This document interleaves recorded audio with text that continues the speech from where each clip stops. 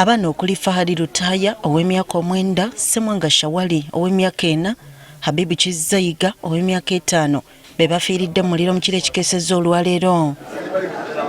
Amakama bajjiiridde ga Baasi Lubowa jjajjaabwe nga mu kiseera ekyo yabadde agenze mu maka ge amalala. Abantu ab'ettima ne bagirumba ne bayiwako petulooli ne bagikomako n'omuliro.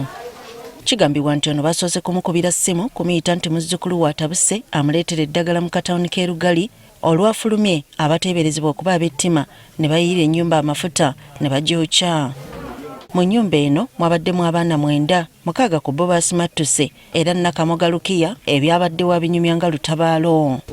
Nga bagenda n'omusajja najja yaze ne wali mu lujja ng'akuba ttooki n'agamba mbunno nti jjajjammwe abagambye mutwale ebbaafu nga mulimu omunnyo.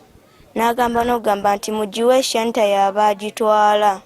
Nakamoga nga y'omu ku baana ababadde mu nnyumba ategeezezza nga bwe yawulidde omusajja nga bagamba okufuluma mu nnyumba nti jjajjaabwe abayita ne bagaana okufuluma. Awo kwe kulira nga waliwo ayiwa amafuta mu nnyumba, bo kwe kudduka wabweru ne beerabiramu bannaabwe abagenzi. Ne bamutiisatiisa nti eri waggulu w'omwana we waliwo omwana ali obubi agenda offa, tibatwale eddagala. Y'omu ku badduukiridde Wilberforce Kabuuza ategeezezza nga bwe yagenze okutuuka ng'omuliro gukutte ennyumba yonna n'agezaako okutaasa nga mungi era bagenze okuggulawo nga 2 bafudde. N'enfuba nnyo ntaasetaase okuba nabaddewo nzekka.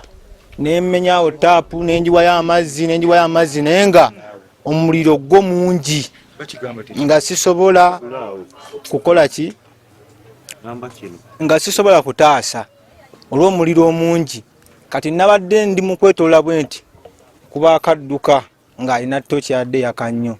N'omukazi yampisirizaako wa awo ng'akola ki? Nga yadduka. Okusinziira ku batuuze, ekikolwa kino kyabaddewo ku ssaawa 2 ez'ekiro.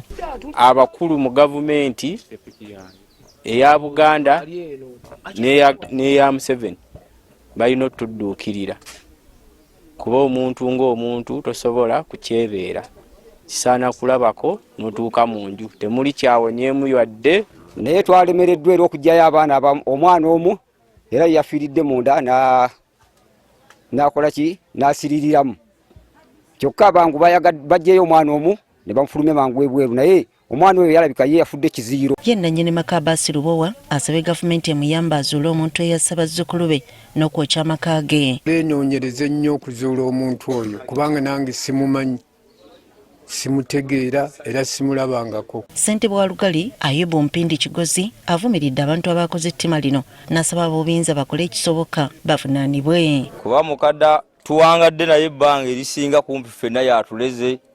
Aja Baasi bakadde baffe, maama ono bakadde baffe tetubadde na ttaabu era buli muntu ali wano yeebuuza munne kyazze kitya kyabadde kitya. Omwogezi wa poliisi mu bbendobendo lya Katonga Lydia Toshabe akakasizza obutemu buno era n'ategeeza nga poliisi bwetandise okunoonyereza. The bodies have been taken to Gombe Hospital mortuary for postmortem. Investigations into this matter are ongoing. We call upon the public, whoever has information that can assist us in investigations is welcome. Wetukoledde emboozi eno ng'abakungubazi bakyekuluumulula okuva ebule n'ebweya okweyiwa mu maka gano.